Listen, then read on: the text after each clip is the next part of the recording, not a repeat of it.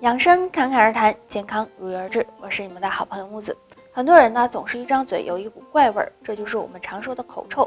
口臭让人感觉很尴尬，会影响到正常的生活。其实口臭呢可能暗示身体出现3种问题，大家最好别忽视了。第一种，胃火过旺。胃火过旺的人，除了会有口臭的现象，还会有口舌生疮、牙龈肿痛等问题。建议大家要及时的去胃火才行。可以试试常吃点山药，山药药用价值很高，营养也很丰富，有很好的健脾养胃、改善胃火的作用。第二种，肝脏疾病。肝脏是身体的排毒器官，若是出现问题，比如肝火旺盛，就容易出现口干、口苦、口臭的情况。这时呢，也要注意肝脏的保养。第3种，口腔疾病。如果患上口腔疾病，也会引起口臭出现，所以平时呢要多保养口腔。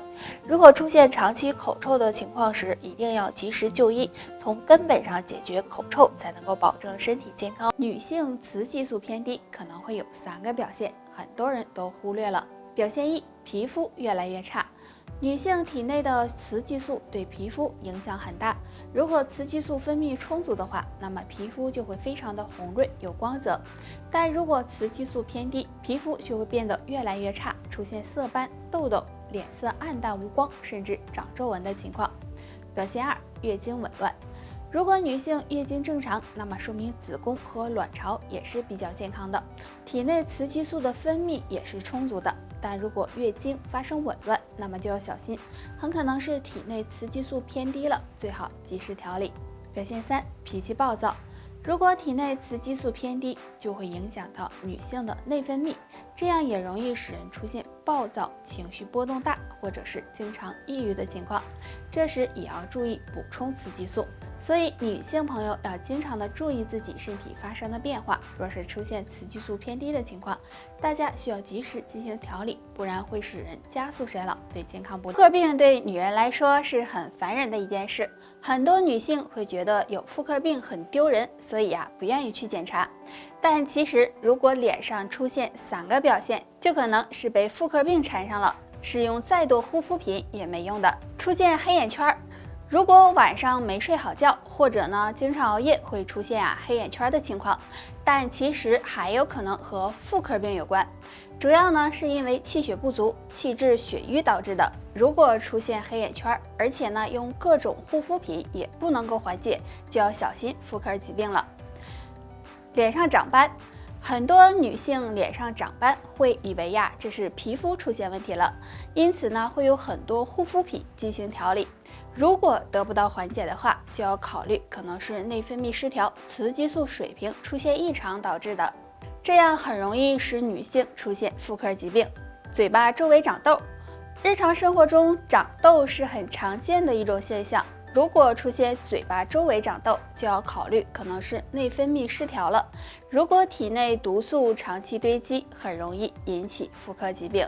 上面的这3种表现，大家要引起重视。如果发现了，尽早的检查，好做调理，不要再不好意思了。的问题是现在很多人都存在的，比如你压力过大呀，睡眠不好呀，喝水太少了，或者呢经常久坐不动，这些都可能会引起便秘。那出现便秘该怎么办呢？今天木子教大家一招，相信大家每天都走路吧？那走路的时候，左脚向前迈出的同时向左侧扭胯，这时上半身呢要保持放松，然后向前迈右脚的时候要向右扭胯，这样走路可以促进肠胃蠕动，有助消化和吸收。那每天这样走5到10分钟，对缓解便秘有很好的效果哦，大家可以试一试。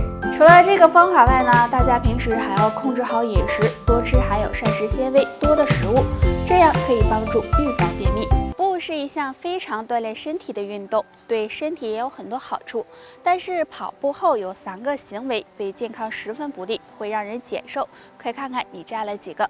跑完步后马上喝凉水，很多人运动完之后因为出了很多汗，这时身体是极度缺水的，所以很多人为了解渴会喝大量的凉水，这样很容易刺激肠胃，引起腹胀、腹泻、胃痉挛等症状，对健康十分不利，所以大家尽量不要这样做。跑完步后立即停止，很多人跑完步后会马上蹲下来，或者用手支撑膝盖半蹲，如果这样立刻停止，很容易导致心脏供血量下降，不利于血压的稳定。所以大家跑完步之后，应该先做一些缓和的运动，这样慢慢的让气息变平稳，使身体放松下来。跑完步后立即洗澡。我们跑完步后，身体表面的毛孔会舒张，血液流动也会比较快。如果立即洗澡，会刺激毛孔收缩，使血液流速变慢，对身体健康也是不利的。所以建议大家跑完步后，等汗消了，然后再洗澡。大家为了身体的健康，上面这3件事就尽量避开吧，这样才能够达到强身健体的效果哦。出汗是一种很正常的现象，但是有些人会发现自己的手脚心会经常出汗，其实这可能是脾胃虚的表现。那脾胃虚弱该怎么办呢？可以做好下面2件事，有助脾胃健康哦。第一件事，注意饮食。很多人脾胃不好跟饮食有很大关系，比如吃很多寒凉食物就可能会引起脾胃虚弱。那么也可以通过食疗来调理，多吃健脾养胃的食物，比如南瓜、胡萝卜、菠菜等等。第二件事，多运动。运动可以提高身体的抵抗力、免疫力，促进人体新陈代谢，对提高脾胃功能有帮助。